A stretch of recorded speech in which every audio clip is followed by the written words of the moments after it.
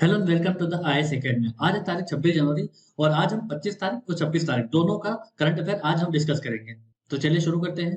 हमारी अगली news global gender gap report को लेकर है। अभी न्यूज में इसलिए है क्योंकि जो वर्ल्ड इकोनॉमिक फोरम जो रिपोर्ट निकालती है, ग्लोबल जेंडर गैप रिपोर्ट, उसमें 4 पैरामीटर होते हैं। कौन से वो 4 पैरामीटर होते हैं? पहला है इकोनॉमिक पार्टिसिपेशन एंड अपॉर्चुनिटी, ठीक है। दूसरा है एजुकेशनल अटेनमेंट। थर्ड है health and survival and fourth है पॉलिटिकल एम्पावरमेंट।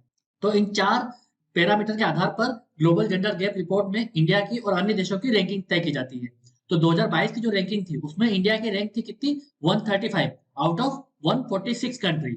मतलब बहुत ही पुअर परफॉर्मेंस किया हमारी कंट्री ने जेंडर इक्वलिटी में। बट अब ये इसलिए भी न्यूज में है क्योंकि अगली बार जो जेंडर गैप रिपोर्ट आनी है, ग्लोबल जेंडर गैप रिपोर्ट, उसमें वर्ल्ड इकोनॉमिक फोरम क्या करेगा कि जो पार्टिसिपेशन ऑफ वुमेन्स होगा, जो पंचायत लेवल तक जो पार्टिसिपेशन हो रहा है वुमेन्स का, उसको अब फीचर करेंगे, अब उसको अब इंक्लूड करेंगे। क्योंकि अभी तक पंचायत लेवल पर जो वुमेन्स का पार्टिसिपेशन होता था उसको ये लोग इंक्लूड नहीं करते थे। तो इस वजह से इंडिया के परफॉर्मेंस पर बुरा असर पड़ता था। बट इंडिया ने इसी फ्लॉज को बार बार बोला है कि आप लोगों को पंचायत लेवल पर देखना चाहिए कि हमारी जो इंडिया की वुमेन्स हैं वो कितना ज्यादा पार्टिसिपेट कर रही हैं। हमने रिजर्वेशन सिस्टम भी लाया है उनके लिए, तो पंचायत लेवल में और ज्यादा उनके लिए रिजर्वेशन है, और ज्यादा उनका पार्टिसिपेशन बढ़ा है। तो इसको भी वर्ल्ड इकोनॉमिक फोरम में इस एस्पेक्ट को भी रखना चाहिए। तो जब नेक्स्ट ईयर जब रिपोर्ट आएगी तो उसमें पंचायत लेवल का भी, पंचायत लेवल में जो वुमेन्स का पार्टिसिपेशन है उसको अब इंक्लूड करा जाएगा। अब एक ग्लोबल जेंडर गैप रिपोर्ट क्या है? तो दरअसल ये जो रिपोर्ट है ये दिखाती है कि जो हमारी इकोनॉमी है, जो हमारी पॉलिटिक्स है, ठीक है, उसमें वुमेन्स का पार्टिसिपेशन कितना है, मतलब उसमें जो जेंडर डिफरेंस कितना है। कि भाई हमारे इकोनॉमी में मेल पार्टिसिपेंट जो होते हैं उनको ज्यादा प्रेफरेंस दी जाती है, उनकी ज्यादा सैलरीज होती हैं, ठीक है। बट उनके मुकाबले जो फीमेल पार्टिसिपेशन है वो कम होता है, उन्हें वेज भी कम दिया जाता है, उनका एजुकेशन भी पुअर रह जाता है, उनका हेल्थ भी इतना अच्छे से कैटर नहीं किया जाता है। तो वो जो जेंडर डिफरेंस दिखाया जाता है इस रिपोर्ट के तहत, और ये जो रिपोर्ट है 2006 से ये रिपोर्ट जारी कर रहा है।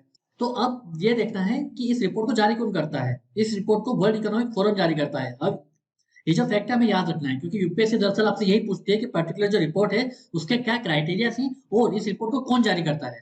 तो इसे वर्ल्ड इकोनॉमिक फोरम जारी करता है। ये एक टाइप का नॉन गवर्नमेंटल ऑर्गेनाइजेशन है जो कि स्विट्जरलैंड बेस्ड है। अभी कब बनाया गया था? ये 24 जनवरी 1971 को बनाया गया था by German engineer and economist Klaus Schwab के द्वारा। तो यूपीएससी आपसे सिर्फ दो ही एस्पेक्ट पे क्वेश्चन पूछेगा। पहला, जो ग्लोबल जेंडर गैप रिपोर्ट है वो कौन से 4 पैरामीटर पे आता है? वो 4 पैरामीटर कौन कौन से हैं? Economic participation and opportunity, education attainment, health and survival, political empowerment. और इस रिपोर्ट को कौन जारी करता है? तो इसे वर्ल्ड इकोनॉमिक फोरम जारी करती है जो कि नॉन गवर्नमेंटल ऑर्गेनाइजेशन है, ठीक है, जो स्विट्जरलैंड बेस्ड है। तो ये दो फैक्ट हमारे काम के हैं। अब ये न्यूज में इसलिए क्योंकि इसमें अब जो पंचायत लेवल जो वुमेन्स का पार्टिसिपेंट होता है उसको भी अब अगले साल से इस रिपोर्ट में इंक्लूड किया जाएगा, क्योंकि इंडिया ने बार बार बताया है कि आपके रैंकिंग सिस्टम में फ्लॉज है, क्योंकि इंडिया की रैंकिंग 135 है जो कि बहुत ही पुअर है। तो अब चलते हैं आगे। हमारे अगले न्यूज नोरो वायरस को लेकर है। अब ये न्यूज में क्यों है? क्योंकि केरला के एर्नाकुलम में 63 बच्चों को डायरिया और वॉमिटिंग की शिकायत हुई थी। उसके बाद जब टेस्ट किया तो पता चला ये नोरो वायरस है। तो अब हमें नोरो वायरस के बारे में पता होना चाहिए। नोरो वायरस एक टाइप का गैस्ट्रो इंटेस्टिनल इन्फेक्शन है जिसे नोरो वायरस कहा जाता है। इसे स्टमक फ्लू भी बोला जाता है क्योंकि ये जो सबसे ज्यादा इम्पेक्ट करता है आपके स्टमक पर। इसके सिम्टम्स क्या है? एक तो इसमें स्टमक और इंस्टेटिनल में इन्फ्लेमेशन देखा जाता है जिसके कारण नोजिया, वॉमिटिंग, डायरिया और स्टमक क्रैम्प्स आपको देखने में मिलते हैं। उसके बाद ये फैलता कैसे है? ये हाईली कंटेजियस है, किसी भी संक्रमित व्यक्ति के करीब जाने से ये आपको हो सकता है। और इसका जो मेन कॉज है वो है कंटामिनेटेड फूड और वाटर। मतलब प्राइमरी आपका रीजन जो है नोरो वायरस का, वो दूषित पानी, जो खराब खाना जो आप लेते हो, कंज्यूम करते हो, उसकी वजह से होता है ये। और ये एयर के थ्रू भी ट्रांसफर हो जाता है। इसके बाद में इसे विंटर वॉमिटिंग डिजीज भी बोला जाता है। क्यों? क्योंकि ये जो वायरस है ये लो टेम्परेचर में खुद को सर्वाइव कर लेता है। इसी वजह से विंटर और जो कोल्डर कंट्रीज है उनमें ये वायरस काफी ज्यादा देखने को मिलता है, खासकर यूएसए जैसी कंट्रीज में जहाँ पे जो टेम्परेचर थोड़ा सा कोल्ड होता है तो वहां पर ये देखने को ज्यादा मिलता है। हर साल इससे 2 लाख लोगों की जान जाती है ग्लोबली। और सबसे ज्यादा ये अफेक्ट किसको करता है? जो 5 साल से छोटे बच्चे होते हैं, जो 65 ईयर्स के ऊपर जो एजेड लोग होते हैं उन्हें ज्यादा इम्पेक्ट करता है। क्यों? क्योंकि उनकी इम्यूनिटी काफी वीक होती है। तो इस वजह से इनको ज्यादा इम्पैक्ट पड़ता है और 2 लाख लोग हर साल इससे मारा जाते हैं। अब प्रॉब्लम ये है कि इसकी कोई भी वैक्सीन अवेलेबल नहीं है। इसका एक ही तरीका है कि आपको गुड हाइजीन मेंटेन करना पड़ेगा। आप अच्छा पानी पीजिए, अच्छा खाना खाइए, अपने हाथ को सैनिटाइज कीजिए। इस तरीके से आप इस वायरस से अपने आप को बचा सकते हैं। तो चूंकि कोरोना वायरस का पेंडेमिक का दौर चल ही रहा है, अभी भी कुछ केस रिपोर्ट हो रहे हैं, चाइना में लगातार स्थिति खराब होती जा रही है। तो नोरो वायरस को लेकर भी यूपीएससी क्वेश्चन पूछ सकते हैं प्रीलिम्स में। अब चलते हैं आगे। हमारे अगेंस्ट अंडमान निकोबार आइलैंड को लेकर है। अभी न्यूज में इसलिए है क्योंकि हमारे प्रधानमंत्री ने यह अनाउंस किया है जो 21 अननेम जो आइलैंड हो गए अंडमान निकोबार के, उनका जो नाम होगा वो हमारे 21 परम चक्र अवार्डीज हैं, उनके नाम पर इन आइलैंड का नाम रखा जाएगा। तो ये जो 21 नाम है वो ये इस तरह हैं: शैतान सिंह द्वीप, अल्बर्ट एक्का द्वीप, क्षेत्रपाल द्वीप, मनोज पांडे द्वीप, सोमनाथ द्वीप, पेरू द्वीप, परमेश्वरन द्वीप, राणे द्वीप, संजय द्वीप, विक्रम बत्रा द्वीप, सार्या द्वीप, जोगिंदर द्वीप, सेखो द्वीप, करम सिंह द्वीप, बाना द्वीप, होशियार द्वीप, जदुनाथ द्वीप और योगेंद्र द्वीप। तो इन 21 लोगों के नाम पर जिन्हें परम वीर चक्र अवार्ड मिला था, उनके नाम पर अब ये अंडमान निकोबार के जो आइलैंड है उनके नाम पर ये इनका नाम रखा जा रहा है। इसके अलावा एक अनाउंसमेंट और की गई, जिसमें जो नेताजी सुभाष चंद्र बोस हैं उनके याद में जो नेताजी सुभाष चंद्र बोस द्वीप है, पहले इसका नाम क्या था, रोज द्वीप था, बाद में 2018 में इसका नाम बदल दिया गया नेताजी सुभाष चंद्र बोस। वहां पर अब इनके लिए एक नेशनल मेमोरियल बनाया जाएगा। इस मेमोरियल में क्या क्या होगा, इस मेमोरियल में एक म्यूजियम होगा, एक केबल कार रोपवे होगी, ठीक है, साउंड शो होगा, एक हेरिटेज का एक टूर कराया जाएगा आपको, ठीक है, थीम बेस्ड चिल्ड्रन के लिए अम्यूजमेंट पार्क होंगे। अब अंडमान निकोबार जो है हमारे जो मॉडर्न हिस्ट्री है उसमें काफी प्रोमिनेंट प्लेस रखता है। क्यों? क्योंकि आपको पता होगा कि जो फर्स्ट टाइम जो हमारी इंडिपेंडेंस गवर्नमेंट बनी थी वो यहीं पर बनी थी, जिसको सुभाष चंद्र बोस ने फॉर्म किया था। उसके बाद जो हमारा पहली बार जो तिरंगा फहराया गया था वो यहीं फहराया गया था। इसलिए अंडमान निकोबार का हिस्टोरिकल काफी प्रोमिनेंट प्लेस है हमारी इंडियन हिस्ट्री में। 2018 में रोज द्वीप का नाम बदलकर नेताजी सुभाष चंद्र बोस द्वीप कर दिया गया था। वो जो नील आइलैंड थे, हेवलॉक आइलैंड थे, उनका नाम रख दिया था शहीद द्वीप और स्वराज द्वीप। तो ये बेसिक फैक्ट है, अगर क्वेश्चन आएगा तो इसी फैक्ट पर क्वेश्चन आ सकता है। अब चलते हैं आगे। हमारी अगली न्यूज बुद्धिस्ट मोनेस्ट्री को लेकर है। दरअसल हुआ क्या, एक रिसेंट एक्सकवेशन हुआ, ठीक है, ये वेस्ट बंगाल के पश्चिम बर्धमान के भरतपुर में ये एक्सकवेशन हुआ था। तो इसमें हमें एक बुद्धिस्ट मोनेस्ट्री के साक्ष्य हमें मिले हैं। अगर हम प्रीवियस एक्सकवेशन देखें तो ये पता चला था एक लार्ज बुद्धिस्ट स्तूपा है, जिसके आसपास कुछ ब्लैक और रेड वेयर के पोर्ट्री पाई गई है जो कि चैल्कोलिथिक एज की है। उसके बाद जो कुछ स्कल्पचर्स मिले थे बुद्धा के, वो भूमि स्पर्श मुद्रा के हैं।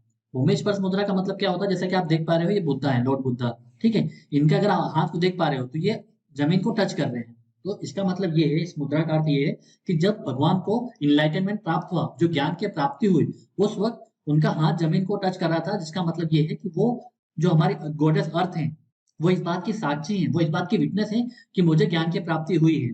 तो यहाँ पर अर्थ गॉडेस का नाम है स्थावर, ठीक है, जो कि विटनेस करती है उनके इनलाइटनमेंट को। ये इनलाइटनमेंट उन्हें बोधि ट्री के नीचे हुआ था, ठीक है। तो ये हो गया भूमेश्वर मुद्रा। और बुद्धिस्ट स्तूपा क्या होता है, ये मोनुमेंट होता है बुद्धिस्ट का, जहां पर जो बुद्धा के जो रेलिक्स होते हैं वो रखे जाते हैं और उसके ऊपर एक डोम नुमा एक स्ट्रक्चर बनाया जाता है, उसे ही बुद्धिस्ट स्तूपा बोला जाता है। जैसे कि सांची में स्तूपा है, जिसे यूनेस्को की वर्ल्ड हेरिटेज साइट का दर्जा मिला हुआ है। अब चलते हैं आगे। हमारी अगली news agreement on fishery subsidies को लेकर है। अब ये जो एग्रीमेंट है ऑन फिशरी सब्सिडीज, ये किसका एग्रीमेंट है, ये डब्ल्यूटीओ का एग्रीमेंट है। और ये एग्रीमेंट कब आया था, ये एग्रीमेंट 2022 की जो जिनेवा में बैठक हुई थी डब्ल्यूटीओ की, तब इस एग्रीमेंट को एक्सेप्ट किया गया था। पर अभी तक ये फोर्स में नहीं आया है, मतलब इसका इम्प्लीमेंटेशन जो है वो स्टार्ट नहीं हुआ है। क्यों? क्योंकि अब जब तक 2/3 मेंबर्स डब्ल्यूटीओ के मेंबर्स इसको रेक्टिफाई ना कर दे तब तक ये एग्रीमेंट फोर्स में नहीं आ सकता। अभी ये न्यूज में इसलिए क्योंकि स्विट्जरलैंड जो है वो पहली ऐसी डब्ल्यूटीओ कंट्री बनी है जिसने फॉर्मली अपने एक्सेप्टेंस दे दिए इस एग्रीमेंट ऑन फिशरी सब्सिडीज को। इस एग्रीमेंट की सबसे खास बात यह है कि ये पहला डब्ल्यूटीओ का एग्रीमेंट है जो कि इन्वायरमेंट बेस्ड है, ताकि यहाँ पर जो ओशियन सस्टेनेबिलिटी है कि भाई अगर हमें ओशियन को सस्टेनेबल करना है, उसे पोल्यूशन से बचाना है, ठीक है, उसके रिसोर्स को अगर सस्टेनेबल वे में यूज करना होगा तो हमें इस एग्रीमेंट को इम्प्लीमेंट करना पड़ेगा। उसके बाद ये सेकंड एग्रीमेंट है जो फाइनली डब्ल्यूटीओ ने जिसको हाँ बोली सिंस इट्स इंसेप्शन। क्योंकि जितने भी बातचीत होती है डब्ल्यूटीओ में, वहां पर एक डेडलॉक बन जाता है, क्योंकि डेवलपिंग कंट्रीज डिमांड करती है कि जो डेवलप कंट्री है उन्हें ज्यादा करना चाहिए, उन्हें अपनी सब्सिडीज कम करना चाहिए, और डेवलप कंट्री का ऐसा मानना है कि नहीं, सबको अपना अपना योगदान देना चाहिए, सबको और ज्यादा मार्केट एक्सेस देना चाहिए वेस्टर्न कंट्रीज के भी कंपनीज को। तो इस टाइप का डेडलॉक चलता रहता है, इस वजह से कोई जो एग्रीमेंट है वो इम्प्लीमेंट नहीं हो पाता। तो अब हमें ये जानना है कि आखिर ये एग्रीमेंट ऑन फिशरी सब्सिडीज है क्या। इसका बेसिकली एम ये है कि ये प्रोहिबिट करता है कि आप उन चीजों के लिए सब्सिडी नहीं दोगे जो कि इलीगल फिशिंग होती है, जहां पर अनरिपोर्टेड अनरेगुलेटेड फिशिंग की जाती है, जहां पर ओवर फिशिंग की जाती है। तो इन सब के लिए आप सब्सिडीज नहीं दोगे, मतलब कोई कंट्री को इस टाइप की सब्सिडीज नहीं देना है जहां पर जो फिशिंग है, जो फिश है, उनका ओवर अब्यूज होता हो, ओवर एक्सप्लॉयटेशन होता है, ठीक है। तो जो मरीन की सस्टेनेबिलिटी होती है वो दरअसल अफेक्ट करती है, तो पूरा इकोसिस्टम जो मरीन का इकोसिस्टम होता है वो अफेक्ट करता है। इससे बेनिफिट क्या होगा, तो इससे जो बड़ी बड़ी वेसल्स को जो सब्सिडी मिलती थी वो अब नहीं मिल पाएगी, क्योंकि अनफेयर ट्रेड में आ जाएगा ये, ठीक है। और जो लार्ज स्केल पे जो अनरिपोर्टेड अनरेगुलेटेड फिशिंग होती थी उस पर भी कंट्रोल आएगा ये। तो जो मरीन इकोसिस्टम है उसको थोड़ा बूस्ट मिलेगा। हालांकि कुछ एरिया इसमें एग्जाम्प्ट किए गए हैं। इसके अलावा एक प्रोविजन ये भी है कि इसमें ट्रांजिशन पीरियड दिया गया है, मतलब जो डेवलपिंग कंट्रीज हैं, जो लीस्ट डेवलप कंट्रीज हैं, उन्हें 2 साल का ट्रांजिशन पीरियड दिया गया है, जब ये जो एग्रीमेंट होगा जब फोर्स में आ जाएगा। जैसे ही ये एग्रीमेंट स्टार्ट होना शुरू होगा तब 2 साल का जो एक ट्रांजिशन पीरियड दिया जाएगा, ताकि आप अपनी जो सब्सिडीज हैं वो धीरे धीरे फेज आउट कर लें। इसके अलावा डेवलपिंग कंट्रीज और लीस्ट डेवलप कंट्रीज को फंड भी प्रोवाइड किया जाएगा। तो ये टोटल 3 प्रोविजन इसके मेन है।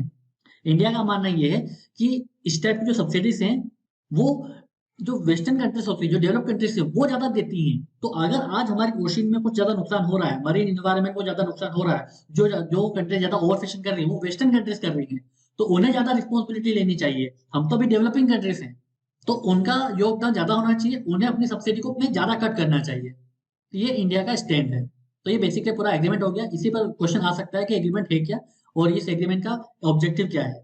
अब चलते हैं आगे। हमारी अगली न्यूज महाबली फ्रॉग को लेकर है। अभी न्यूज में इसलिए है क्योंकि इस फ्रॉग को दरअसल जो स्टेट फ्रॉग ऑफ केरला का टैग मिलने जा रहा है, तो इसलिए ये न्यूज में है। तो इसलिए हमें इसके बारे में बेसिक फैक्ट पता होना चाहिए। तो ये जो महाबली फ्रॉग है, इसे पर्पल फ्रॉग भी बोला जाता है। अब आप देख पा रहे हो फ्रॉग को, ये इसका कलर पर्पल जैसा दिख रहा है। ठीक है। ये कहाँ पाया जाता है? ये वेस्टर्न घाट में पाया जाता है। मतलब ये जो स्पीशी है ये एंडेमिक है वेस्टर्न घाट में, मतलब वेस्टर्न घाट में ही ये पाया जाता है। इसके बाद में अब जो मेन फैक्ट ये है महाबली फ्रॉग को लेकर कि ये जो फ्रॉग है ये साल भर जमीन के अंदर रहता है। ठीक है। सिर्फ साल में एक बार ये जमीन के ऊपर आता है, सरफेस में आता है, ताकि वो अपने अंडे दे सके। इसके पीछे की कहानी ये है कि जो महाबली किंग है उन्हें ऐसा माना जाता है कि वो पाताल लोक में रहते हैं। वो साल में सिर्फ एक बार जमीन पे आते हैं अपने प्रजा को विजिट करने के लिए। तो इसीलिए इसका नाम भी महाबली फ्रॉग रखा गया है, क्योंकि ये भी पूरे साल भर जमीन के अंदर होता है, सिर्फ साल में एक बार ये जमीन के ऊपर आता है ताकि ये अंडे दे सके। तो इसीलिए इसे महाबली फ्रॉग बोला जाता है। अगर हम इसके आयुष्मान स्टेटस की बात करें तो ये नियर थ्रेटन्ड है। और इसका सिग्निफिकेंस ये है क्योंकि वन ऑफ द रेयरेस्ट स्पीसी है, जो कि सेंचुरी में एक बार से स्पीसीज मिलते हैं। तो ये बेसिक फैक्ट हो गया महाबली फ्रॉग को लेकर। क्योंकि क्या होता है ना, कोई स्टेट अगर किसी स्पीशीज को स्टेट प्लेग, स्टेट स्पीशीज ऐसा कुछ डिक्लेयर करता है तो यूपीएससी उस पर क्वेश्चन पूछ लेती है। पहले भी यूपीएससी ने ऐसे क्वेश्चन पूछे हैं, बटरफ्लाई को लेकर क्वेश्चन पूछे हैं, इसलिए हमें इनके बारे में बेसिक फैक्ट पता होना चाहिए। अब चलते हैं आगे। अब एक प्रीवियस क्वेश्चन देख लेते हैं। Consider the following statements in respect of Bharat Ratna and Padma awards. पहला स्टेटमेंट है, Bharat Ratna and Padma awards are titles under the article 18(1) of the constitution of India. Second है, Padma Awards which were instituted in the year 1954 were suspended only once. Third है, the number of Bharat Ratna award is restricted to maximum of 5 in a particular year.